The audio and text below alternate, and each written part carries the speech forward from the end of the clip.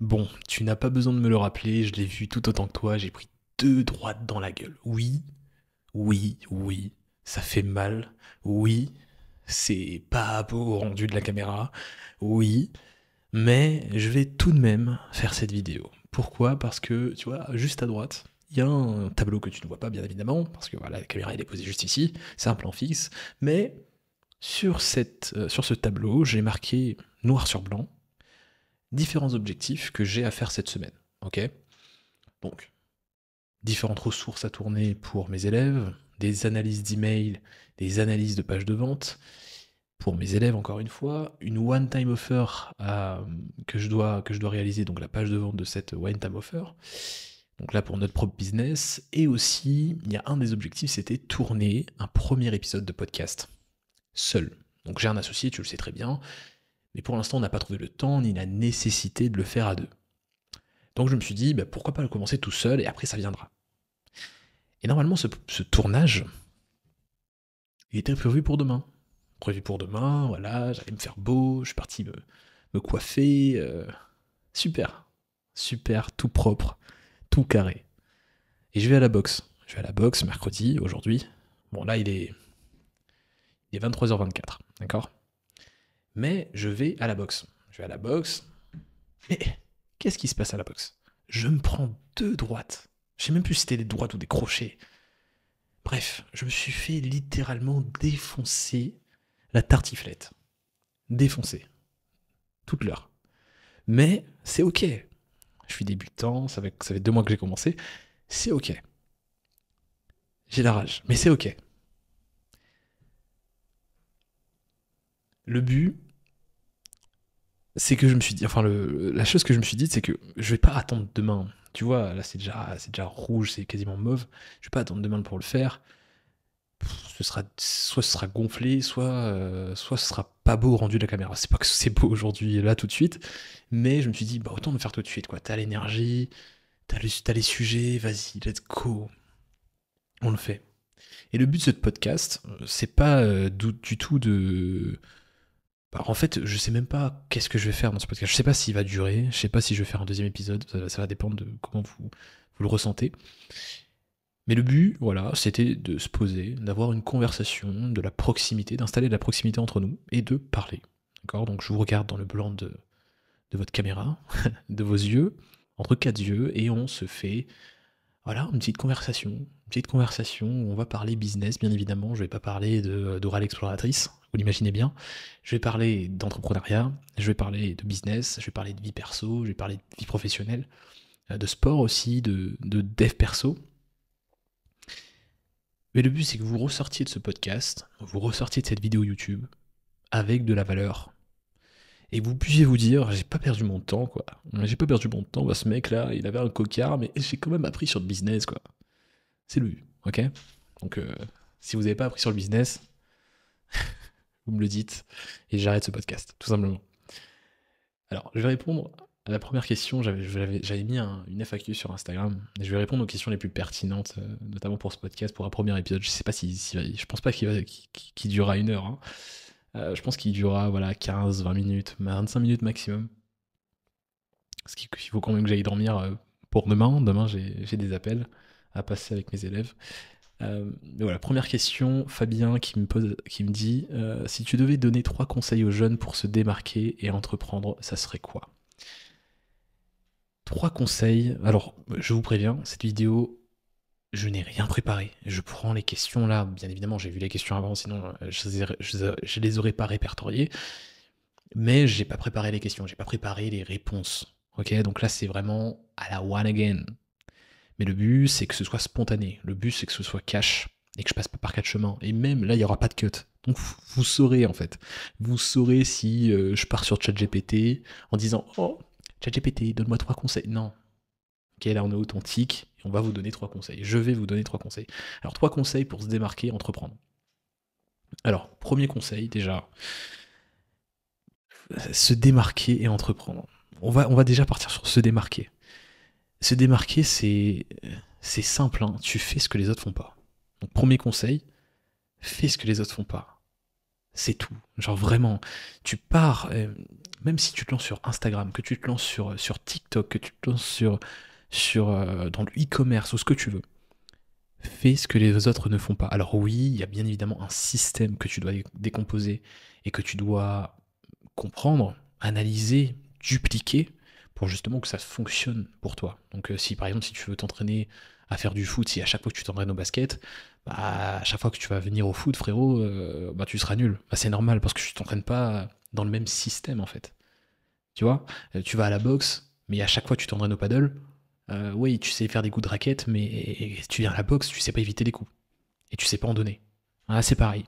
C'est-à-dire, la première chose que tu dois faire, c'est, oui, oser faire ce que les autres ne font pas, mais surtout, dans un premier temps, bah là, je peux donner même ce premier conseil, c'est vraiment dupliquer le système avant. Ok, tu dupliques le système avant, mais après ça, après la duplication, donc 80% du travail, et ces 20% restants, ça j'en fais souvent des vidéos, je le dis souvent, mais ces 20% restants, c'est impératif que tu fasses quelque chose à contre-courant. Donc par exemple, le système c'est quoi? Tu vois que tout le monde fait des vidéos Instagram, des Reels, tu prends la thématique, je sais pas moi, du business en ligne. Tu vois que tout le monde ment. Mais tout le monde ment. Tout le monde ment. En mode, ouais, dans 27 jours et demi, tu feras 500 000 euros par mois, rentre dans mon accompagnement à 10 540 000 euros, à 550 fois 10 000 euros, et dans 27 jours et demi, je te promets, tu seras super riche. Et tu connaîtras des putains de milliardaires, mon gars. À un moment donné, si c'est le paradigme dans ta thématique, juste coupe ça. Tu dupliques le système, c'est-à-dire que tu sais qu'ils font des vidéos, tu sais qu'ils font un reel par jour, tu sais qu'ils ont une liste email, tu sais qu'ils font des formations, tu sais qu'ils font... Ouais, ok, t'as dupliqué le système. Maintenant, tu dupliques pas leur angle. Ok, tu dupliques pas leur personnalité. Toi, tu vas amener, par exemple, tu prends le contre-courant, tu fais authentique, à 100%. Tu vois des vidéos super montées, des vidéos avec 50 000 frames, cut, LUT, je sais pas quoi. Toi, ce que tu fais, t'arrives avec une vidéo plate. Bam. Le mec fait une vidéo par semaine, tu fais une vidéo par jour. Sans cut. Bam, t'arrives, bam. Tu as dupliqué le système, tu fais des vidéos aussi. Mais tu fais des vidéos de manière différente. Tu vois que, par exemple, il y a plein d'insertions dans la vidéo. Bah toi, tu mets aucune insertion. Ou sinon, tu mets des insertions différentes avec une patte artistique. Pas juste des trucs que tu as pris sur Shutterstock. C'est ça que je veux t'amener comme façon de penser. C'est-à-dire, premier conseil, tu dupliques le système, mais surtout, tu ne dupliques pas les angles, tu ne dupliques pas les idées. Moi, ce que j'ai tendance à faire, c'est qu'à chaque fois que je veux créer un contenu, bah, en fait, j'analyse un peu mon marché, je dis, ok, c'est quoi les grandes idées de mathématiques? C'est quoi les grandes idées que j'aime bien, les grandes idées qui m'énervent, les grandes idées qui m'exaspèrent? Et quel contenu je peux faire justement pour défoncer ces idées qui m'exaspèrent? Ou aborder les sujets que j'aime bien d'une manière différente de mes concurrents. Et ça fait toute la différence. Deuxième conseil pour se démarquer et entreprendre, à mon avis, c'est deux sujets différents quand même. Parce que déjà, pour se démarquer, bah, il faut se lancer. Mais bref. Deuxième conseil, ce serait... Ouais, ça c'est un conseil que parfois j'applique même pas. Mais c'est t'y tenir. De t'y tenir. C'est-à-dire que tous les jours, tu vas créer. Mais vraiment, tous les jours. Tu vas créer, tous les jours. Tu vas créer et tu ne vas pas te reposer sur la validation extérieure. Je sais que c'est un peu bizarre, je sais que c'est un peu incohérent, incongruent peut-être, mais dis-toi une chose, les meilleurs créateurs, ce sont les personnes qui s'en foutent de leur communauté. Mais vraiment, je suis désolé de dire ça les gars, hein. Je m'en fous pas de vous, je vous aime bien, mais c'est la vérité. Les meilleures créations viennent de créateurs qui s'en foutent de ce que pensent les gens de leur création. Tu le fais, tu le postes, point. Tu le fais, tu le postes, point. Tous les jours. Tu le fais, tu le postes, point. Tu le fais, tu le postes, point. Bien évidemment, après, tu as les data engineers qui vont me dire, ouais, mais non, faut analyser la data. Oui, d'accord. Tu analyses la data. Oui, mais ça, c'est dans un second temps. quand tu te lances, quand tu es entrepreneur, quand tu te lances, c'est pas la priorité d'analyser la data. Il faut juste poster, le faire, s'habituer, habituer son état d'esprit à le faire, habituer cette discipline. Et ensuite, tu analyses la data pour t'améliorer. Mais dans un premier temps, tu dupliques le système et tu joues un peu sur l'angle. Tu joues à contre-courant. Deuxièmement, tu t'y tiens. Tous les jours, tu le fais. Tous les jours, tu crées. Tous les jours, tu es sur le terrain en train de tester, même que ce soit du closing, du setting, de je sais pas quoi. Tous les jours, tu es là sur le terrain en train de tester des trucs. Tous les jours. Ok ? Donc ça, c'est le deuxième conseil. Pour te démarquer, c'est vraiment de le faire tous les jours. Parce que la plupart des gens ne le font pas tous les jours. Ou sinon, ils abandonnent au bout de 2 semaines. Tu vois, c'est pas difficile d'être dans le top 1% aujourd'hui. Dans le top 1%, c'est juste des gens qui ont de la résilience, des gens qui ont de la persévérance, des gens qui savent ce qu'ils font, pourquoi ils le font, et qu'ils le font tous les jours. C'est tout. Et la plupart des gens aujourd'hui ne savent pas ce qu'ils font, ne savent même pas pourquoi ils le font, et troisièmement, ils abandonnent au bout de 2 semaines. Parce que c'est pas une raison assez forte. C'est parce qu'ils copient en fait. Ils copient, mais il n'y a aucun cœur derrière. Il n'y a aucun sens. Donc ça, c'est le troisième conseil. Donc là, je t'ai dit, tu t'y tiens. Tu dupliques le système et tu essaies de jouer sur l'angle. Avec les idées à contre-courant. Mais troisièmement, et ça, il faut que tu le notes, il faut que tu mettes du sens dans ce que tu fais. Pourquoi tu le fais ? Je sais, ça se répète un peu, mais la vérité, c'est ça.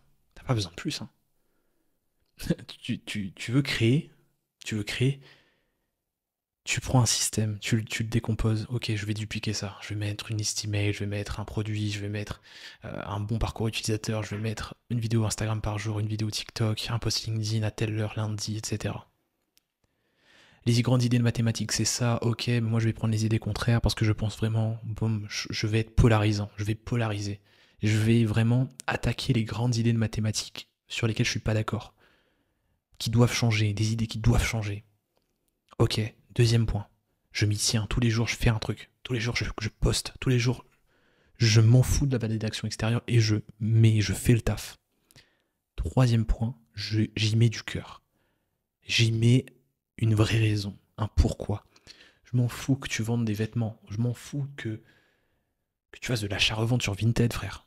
Je m'en fous que tu fasses du coaching sportif ou du coaching sur Instagram, du coaching business, de la formation pour planter des graines.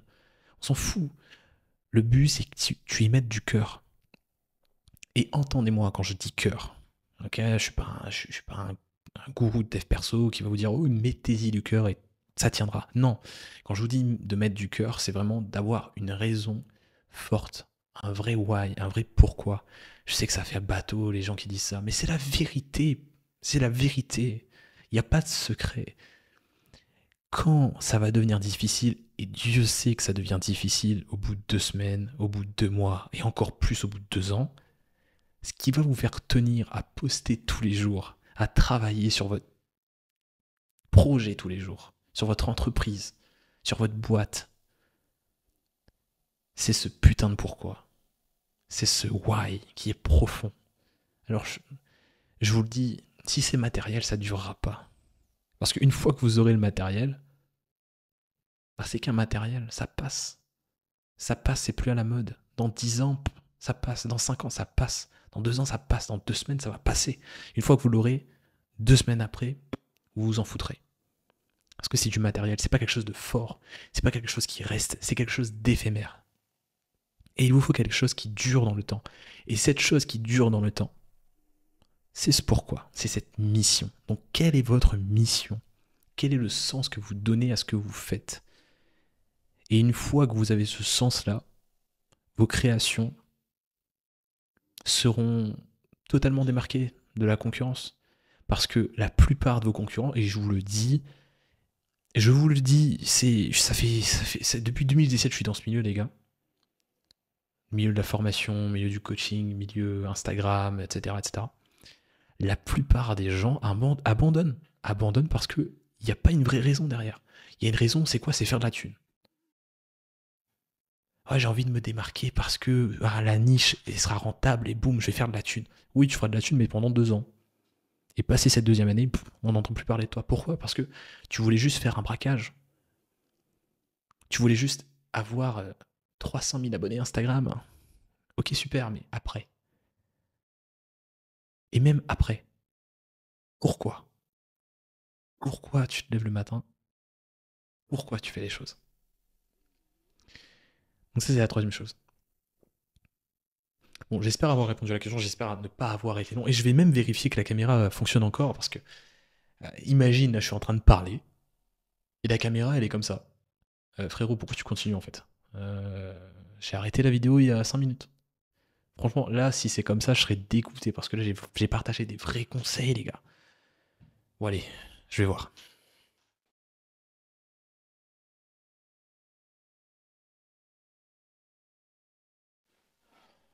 I am the champion. Fucking champion of the world. Yes, c'est bon, ça dure, ça dure.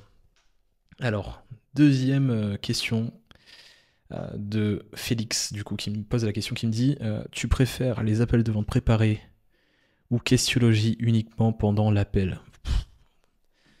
Félix. Tous tes appels de vente doivent être préparés. Tous tes appels de vente. Et je pense que je vais pas m'étaler sur cette question. Mais dis-toi une chose. Tous tes appels de vente doivent être préparés. Pourquoi? Parce que si tu ne prépares pas tes appels de vente, ça veut dire que tes appels ne sont pas personnalisés pour le client qui est en face de toi, alors même que tu as aujourd'hui l'opportunité, pour que tes appels soient personnalisés, les réseaux sociaux, que ce soit, je sais pas moi, LinkedIn, que ce soit Facebook, bon, je suis un peu vieux jeu, Instagram. En fait, tu peux voir ce dont le client a besoin avant même qu'il te le dise. Tu peux voir sa personnalité avant même qu'il ne t'en parle. Tu peux voir sa mission, son pourquoi, ou en tout cas t'en faire une idée avant même qu'il ne t'en parle pendant l'appel. Donc tu dois préparer ces appels, tu dois préparer les objections qu'il pourrait y avoir, tu dois préparer le, le plan. Donc bien évidemment, tu peux avoir un script, et je pense que tu en as un, mais ce script-là, tu dois l'adapter, tu dois vraiment le prendre en main. La plupart des gens, la plupart des entrepreneurs, et d'ailleurs, dernièrement, j'ai eu un entrepreneur qui en a fait des frais. Il me disait, ouais, j'ai besoin d'une séquence mail, etc. Je lui dis, écoute, là, tu as un framework, je vais te le partager, c'est un framework, d'accord? Comme je partage un framework de page de vente, comme je partage un framework de Reels, comme je vais partager un framework pour les scripts de vente. Ok, c'est un framework. C'est-à-dire que il faut que tu te l'appropries, ce script. Les scripts ne sont pas faits pour tu les suis et c'est tout. Bonjour monsieur Untel, je viens de telle entreprise, j'ai telle expérience. Oui, d'accord, mais là tu ne te l'es pas approprié. Et le client va le sentir. Si tu suis un script, le client va le sentir. Il faut que tu prépares tout. Tout le temps. Tout le temps, tout le temps. Et il faut que tu t'appropries les frameworks, il faut que tu t'appropries les scripts, il faut que ce soit automatique. Il ne faut pas que ce soit hyper préparé. En tout cas, que le client sente que c'est préparé. Parce que si le client sent que c'est préparé, c'est mort. Parce qu'il va dire putain, ce gars-là, il a quelque chose à me vendre, c'est un putain de vendeur de tapis, et c'est fini. Non, il faut que tu sois authentique. C'est-à-dire que tu prépares l'appel, mais c'est pas pour toi que tu prépares l'appel, c'est pour le client, c'est pour le satisfaire. Le client, lui, quand il arrive en appel, il a pas envie de perdre son temps. Le client, quand il arrive en appel, c'est même pas un client d'ailleurs, c'est quand il arrive en appel, c'est un prospect. Et quand il arrive en appel, il a pas envie de perdre du temps. Il se demande, mais qui j'ai en face de moi? Ce mec-là, il va m'arnaquer. Ce mec-là, il va me prendre mon argent. Ce mec-là, putain, est-ce qu'il est vraiment compétent? C'est ça qui se pose comme question, le mec, quand il est en appel avec toi, quand il arrive. Donc, c'est à toi de le préparer et de le mettre suffisamment en confiance pour justement qu'il te paye. Qu'il te paye ou sinon qu'il t'accorde un second rendez-vous si c'est pas lui le décisionnaire dans sa boîte. Mais c'est vraiment important que tu comprennes ça. C'est la questiologie pendant l'appel. Elle est super importante. Ok, c'est super important parce qu'il y a des choses que tu verras pas sur leur Instagram ou leur LinkedIn. Par contre, il faut impérativement que tu prépares l'appel. Et bien évidemment, tu prépares l'appel pour le client, mais aussi pour toi. Parce que tu arrives avec un état d'esprit qui est mauvais, tu vas rater l'appel. Il faut que tu arrives avec un état d'esprit qui vraiment qui déboîte. comme un boxeur, t'arrives sur le ring, t'arrives pas, putain, j'ai envie de me, oh là là, je vais me battre contre lui. Non, t'arrives, t'es un champion, tu sais que tu vas gagner. Bam, t'arrives, t'as la, t'as la rage, t'as envie, t'as envie de t'aider, t'as envie de, bam, partir sur le ring, vraiment de gagner, quoi. Et ça se prépare. C'est-à-dire que tu te mets en mouvement. Je sais, les gens me disent, ouais, mais pourquoi tu vas te mettre en mouvement? Pourquoi tu fais des pompes avant tes appels? Mais frérot, ça marche. Parce que quand t'arrives en appel et t'arrives, tu fais waouh! T'es en énergie, t'arrives, bam! Tu amènes ton énergie avec toi. Le client, il sent ça. C'est quelque chose vraiment d'animal. Il va sentir cette énergie. Il va se dire waouh! Ce mec, il a une énergie folle. J'ai envie de lui faire confiance. C'est rien.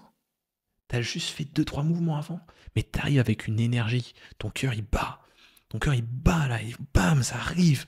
Il y a tout le sang qui parcourt ton corps, et là, t'as envie de donner, t'as envie d'aider, t'as envie de parler avec cette personne. Et t'as cette énergie. Et pareil, t'arrives pas avec non, t'arrives avec le sourire.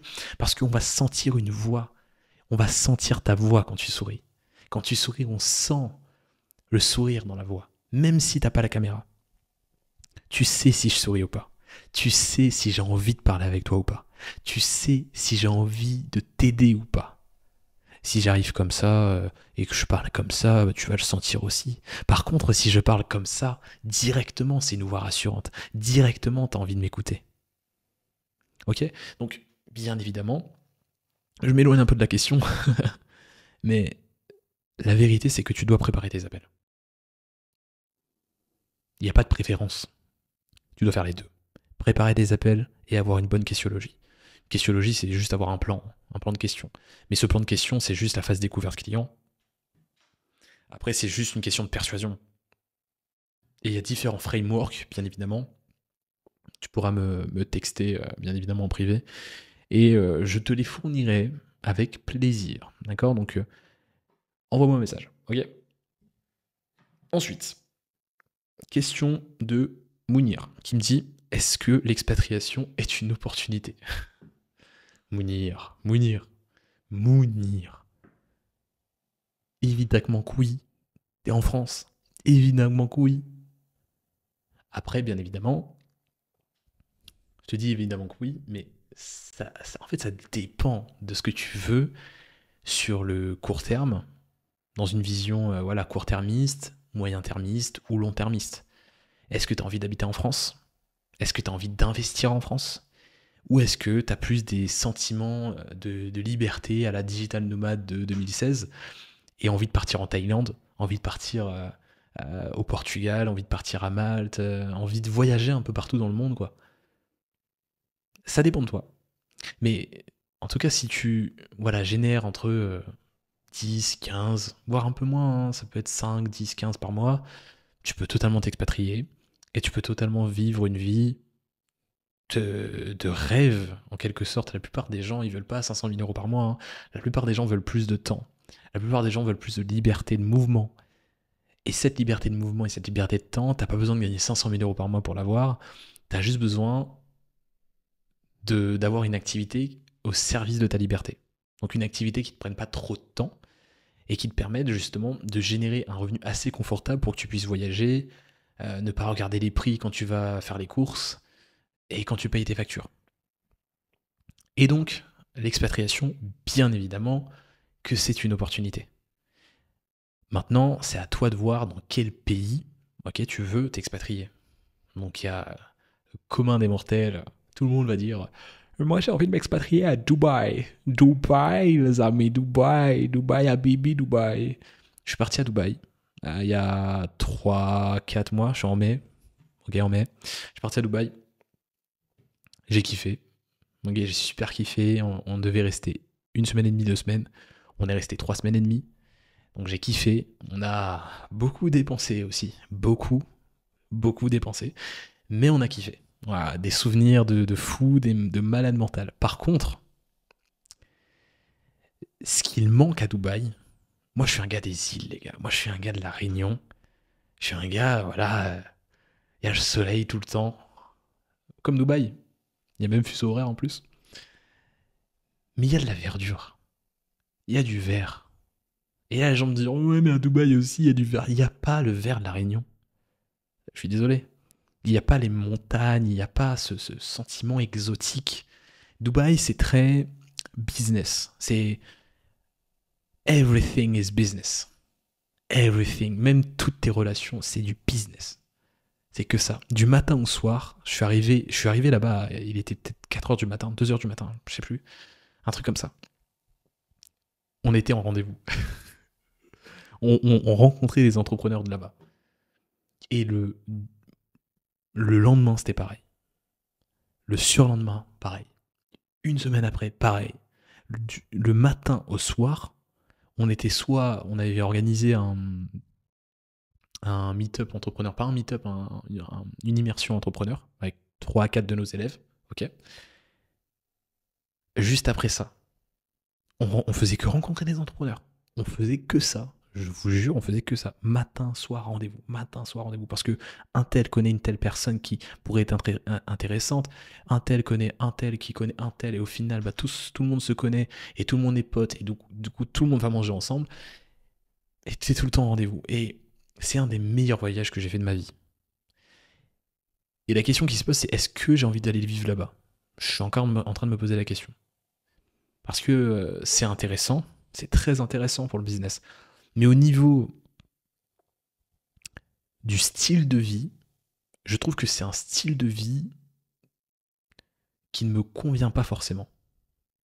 Ouais, mais Anto, qu'est-ce que tu racontes? C'est le luxe, c'est la belle vie, c'est les activités à gogo, jet ski. Oui, d'accord. Mais moi, c'est pas ce qui me fait kiffer. Tu vois, ça me fait kiffer une fois. Et pour y vivre, c'est différent. Moi, ça me kiffait une fois. Tu vois, j'ai fait une fois, ouais, c'est cool. Ouais.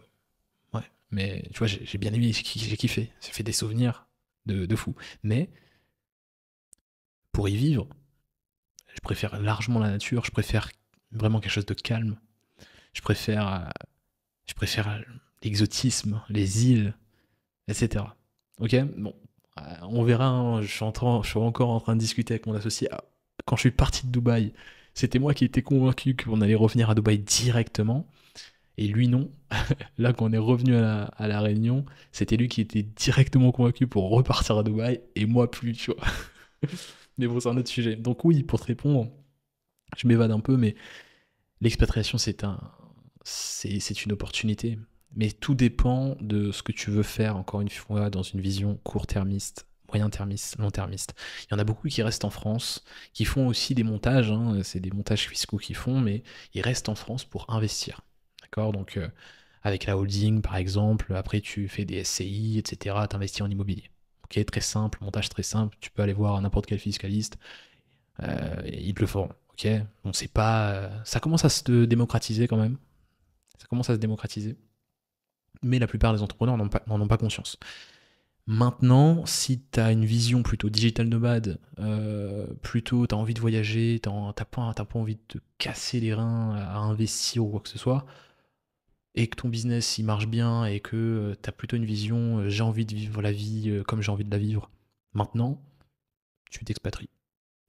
Ou sinon, tu fais les deux. Et ça, c'est pas moi qui peux te conseiller par rapport à ça, c'est vraiment des fiscalistes qui font des montages, qui pourront te conseiller par rapport à ça. Mais encore une fois, on va dire la première raison pour laquelle les gens s'expatrient, c'est les impôts. En France, on se fait saigner, tu te fais saigner, tout le monde se fait saigner, tous les entrepreneurs se font saigner. Maintenant, quand tu es digital nomade, tu as beaucoup plus d'opportunités d'expatriation que les entrepreneurs physiques. Donc, si tu veux, en fait, prends rendez-vous avec des fiscalistes, tout simplement. Nous, tu nous contactes et directement, on te fournit le contact, tout simplement, pour prendre rendez-vous avec des fiscalistes qui te fourniront, en fait, euh, les meilleurs conseils, les meilleures possibilités pour toi et ton business de manière personnalisée. Parce qu'encore une fois, tous les cas sont différents. Tous les cas sont différents. Ok, ça c'est super important. Mais est-ce que c'est une opportunité? Bien sûr que oui. Ouais, je vous l'avais dit les gars. Ça a coupé. Ça a coupé à 30 minutes pile. Du coup là je suis obligé de faire du montage. Ah, ça a coupé directement comme ça. Bah, j'ai même pas remarqué. C'est dommage. Mais de toute façon, on était à la fin de la vidéo. Donc oui, pour te répondre, Mounir, c'est une opportunité. C'est une opportunité. Moi, je t'avais déjà répondu en fait. Je t'avais déjà répondu.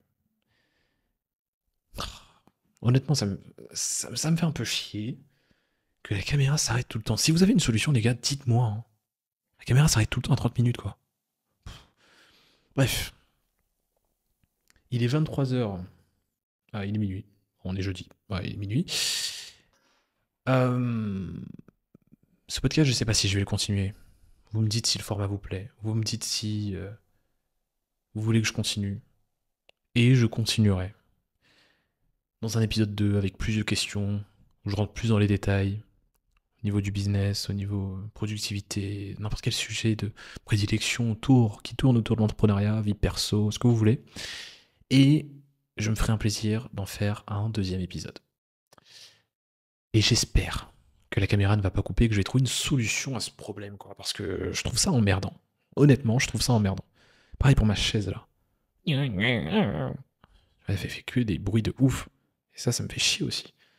Bon, j'ai fini mes objectifs de la semaine. Je suis content, relativement content, parce que là, je vais pouvoir dormir avec sérénité. Demain, enfin aujourd'hui du coup, dans 8 heures, j'ai un appel. Donc là, je vais aller dormir. J'espère que cet épisode vous aura plu. J'espère que vous allez passer une belle semaine, une belle soirée, une belle journée, une bonne vaisselle peut-être, un bon sport. Ça dépend qu'est-ce que vous faites quand vous écoutez ce podcast ou cette vidéo. De mon côté, moi je vais aller me reposer. Et demain, nouvelle journée. Et rebelote. Au travail. Au travail. Ok ? Jusqu'alors, j'espère que vous travaillerez à la hauteur de vos objectifs jusqu'au prochain épisode, prochaine vidéo. Et on se dit à plus tard. Allez, ciao bella.